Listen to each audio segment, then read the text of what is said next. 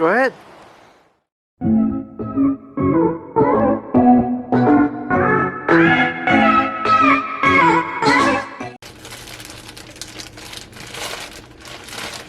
Hi po, so today magluluto po tayo ng mechado. And ito po is, naka-ready na siya. Bumili po ako ng brisket, beef brisket. And, so, ito po yung beef brisket na binili ko nung isang araw sa Costco. And this is around 4 pounds. 4 to 5 pounds po. Nakalimutan ko na kung gaano karami. At saka, na-trim na rin po kasi, tinanggal yung taba. So, pre-cut na po siya dahil prepare po na siya beforehand. And, so, ang gagawin po natin is like, gagawa na tayo ng pangalawang hugas. I-drain natin. And then, i-marinate natin siya. Mamayang hapon natin siya lulutuin. Marinate natin siya for about, around 2 hours is good enough.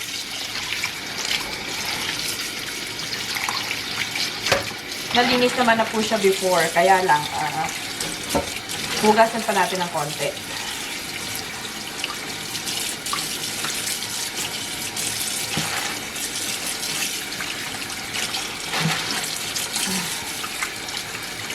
Okay, almost done.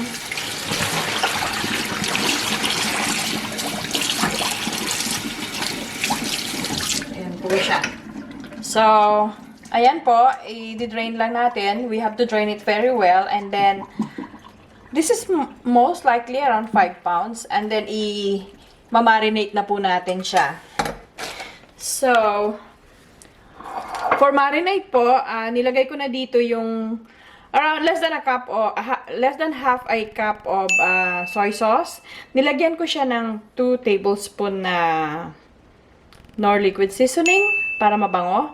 And then, mga around half teaspoon of paminta.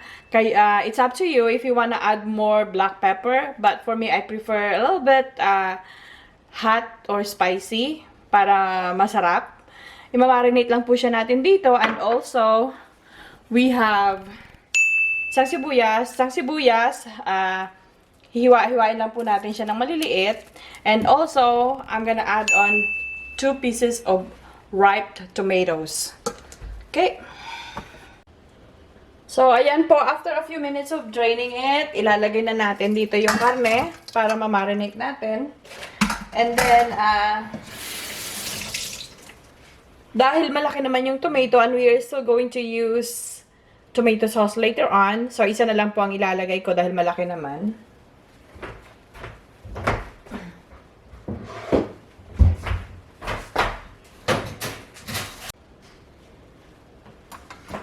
Ito na po yung nahiwa nating kamatis. Idagdag natin siya sa marinade.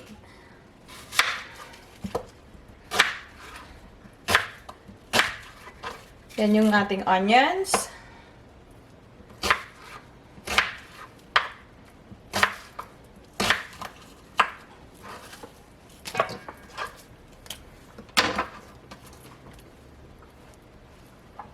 And yung ating soy sauce with the black pepper and nor liquid seasoning.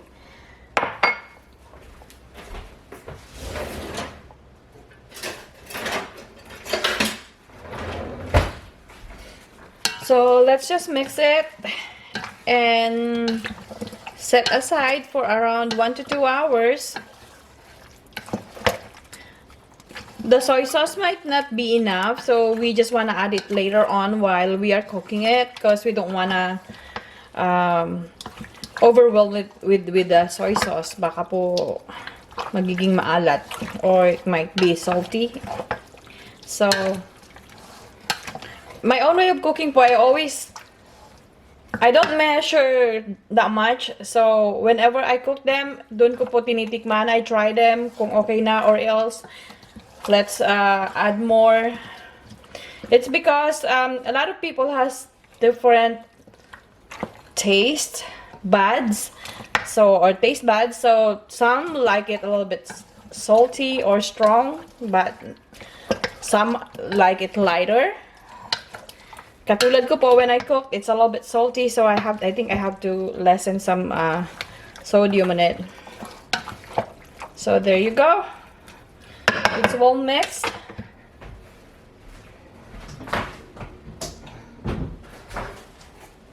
we just have to cover this for the meantime and then refrigerate them for around, as I have said, 1 to 2 hours.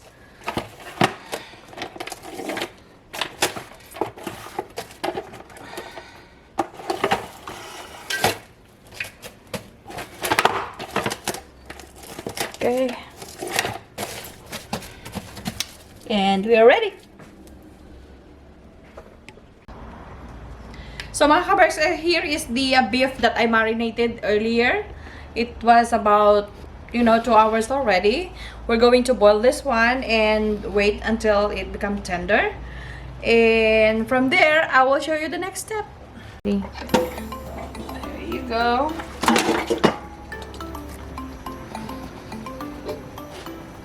We'll add a little water on it.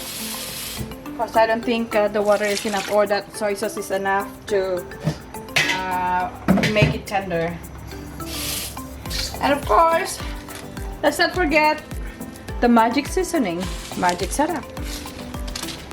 Okay, let's cover that and wait for around 30 to 45 minutes or until it becomes tender, because it depends on the beef that you get.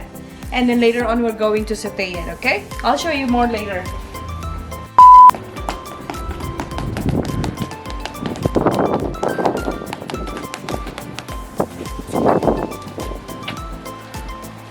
Go ahead.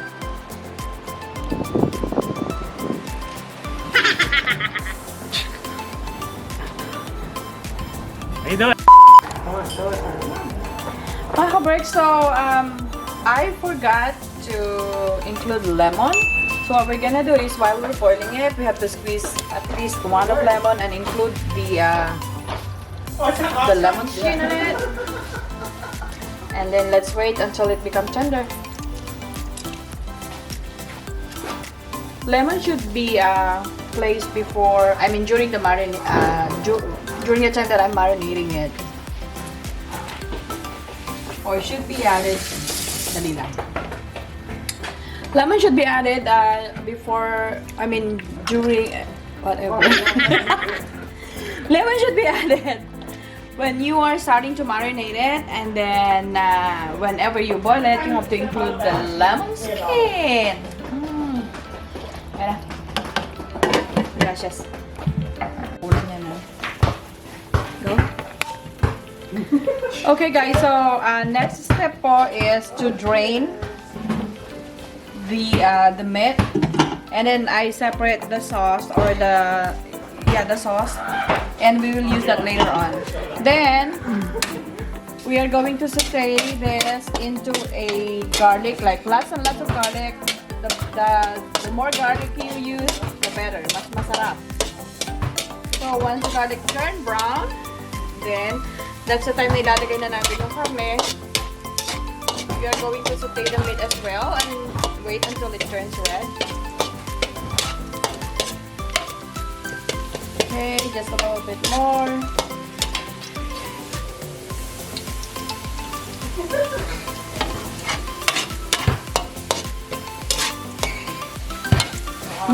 Smells good. And now let's pour in the meat. Alright. Love the sound.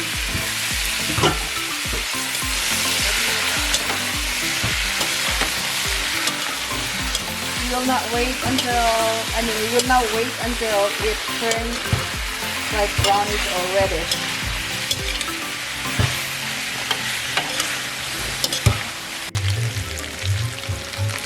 So guys, once the oil starts to come out or it turns into like a reddish color, we can now add the tomato sauce on it.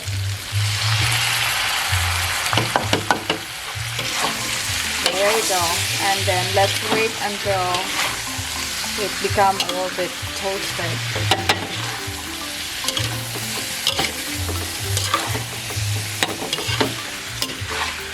Just have to saute it for around 10 to 15 minutes along with the tomato sauce.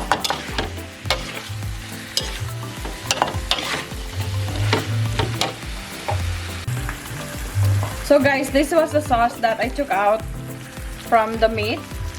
or this was the sauce that I used to boil the meat. And then now, as you can see, the color changed. See how it changed into like a little bit brownish color. This time, this is ready to pour in the soup or the sauce. But we're not gonna use everything. We're just gonna use whatever we need.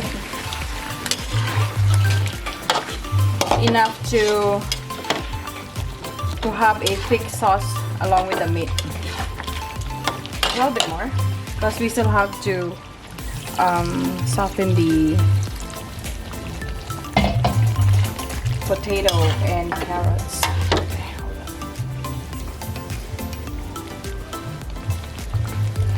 And at this point, we can add the carrots. The potatoes are not.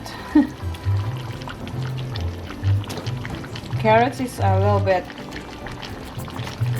harder than the potatoes, so it should go first. Okay, let's give it like around 3 minutes and we'll add in the potatoes. You wanna try this? Okay mga kabers, at this point, we are going to add a little bit of brown sugar. There you go, around a teaspoon of brown sugar. Then mix it.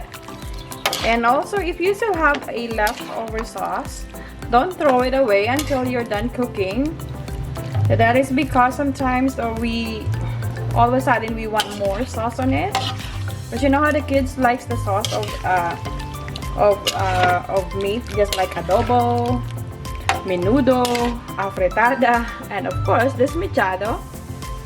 So let's not throw away the sauce first. Okay mga kabers, at this point we can now add the potatoes and of course the green and red bell pepper.